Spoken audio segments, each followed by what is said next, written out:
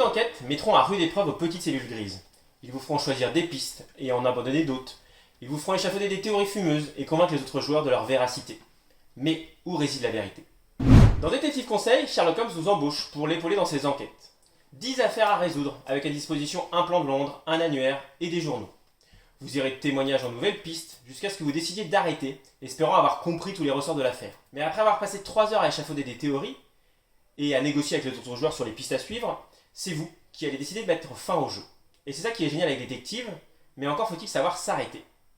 Là, vous irez confronter vos déductions à celles de Sherlock Holmes, qui fera toujours mieux que vous. Et il existe 4 boîtes différentes dans cet univers qui vous plongent dans les secrets d'une maison ou dans les traces de Jack l'Éventreur.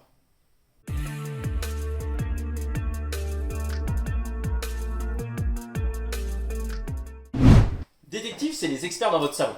Vous incarnez une bande de flics aux États-Unis et vous n'avez que 8 heures par jour pour résoudre vos enquêtes, voire plus si vous faites des heures sup. Vous avez accès à une base de données en ligne pour y entrer des traces ADN ou encore lire des dossiers. Vous accrochez les visages des suspects sur le mur, vous faites une timeline, vous prenez des notes, beaucoup de notes. Et à la fin de ces journées d'enquête, vous allez devoir faire un rapport et répondre à des questions pour connaître votre score. Mais ce n'est que le début, car rapidement vous allez comprendre que toutes les enquêtes sont liées. Vous allez ajouter des cartes dans les paquets des affaires suivantes, et vous aurez alors qu'une seule envie, c'est de comprendre ce qui se passe et de connaître la fin, comme dans une bonne série.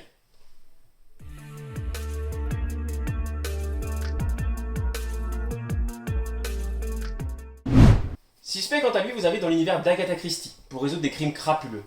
A l'aide de cartes, vous allez pouvoir explorer les lieux, interroger les témoins ou relever des indices.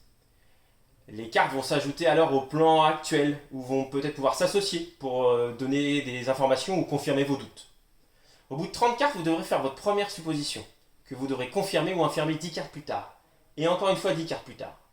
Mais attention, plus vous aurez eu tôt la bonne réponse, plus vous marquerez des points. Et c'est l'idée du suspect ici, pas de frustration de ne pas avoir tout vu, ni d'avoir tout lu, ni d'avoir tout fouillé. Ce qui compte, c'est votre flair.